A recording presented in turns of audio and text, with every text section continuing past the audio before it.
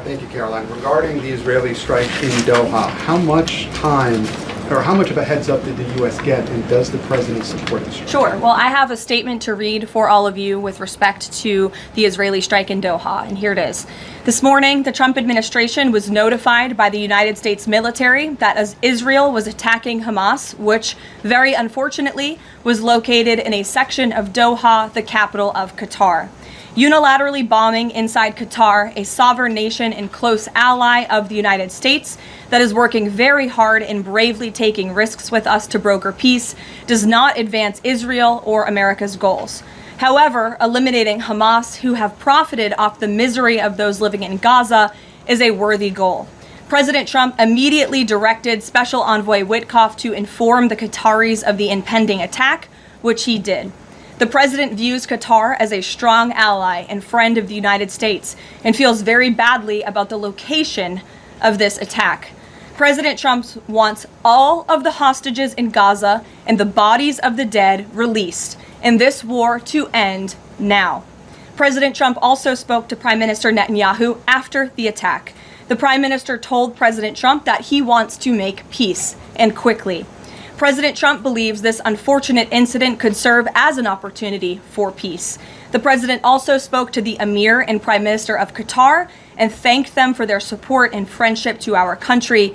He assured them that such a thing will not happen again on their soil. And to be clear, the president disagrees with the location of the strike and that he passed that along to Prime Minister Netanyahu. The president just confirmed that in the statement that I just read to you, which I spoke with him about before coming out here. Caroline, Thank you, Caroline. So is the president upset with Netanyahu now?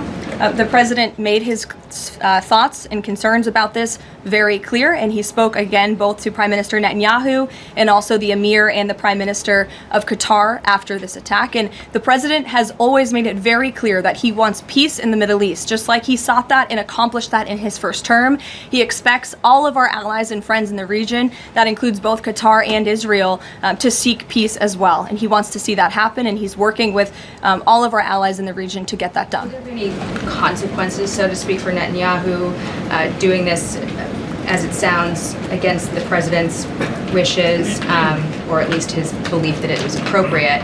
Is there going to be any directive from the president to Netanyahu in terms of what's allowed in the future? And also, is there any concern this could jeopardize the Abraham Accords?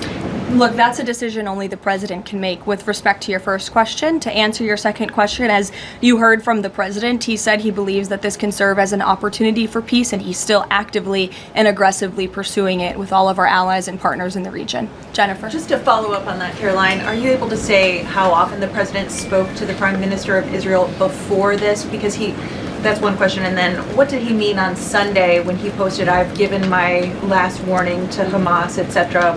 He wasn't talking about this strike on Doha? No, he was not. As I told you, the Trump administration was notified by the United States military that Israel was attacking Hamas, and the president spoke to the Prime Minister after the attack, as well as, again, the Emir and the Prime Minister of Qatar. And I know Secretary Rubio and Special Envoy Witkoff were present for that call with the Qataris as well.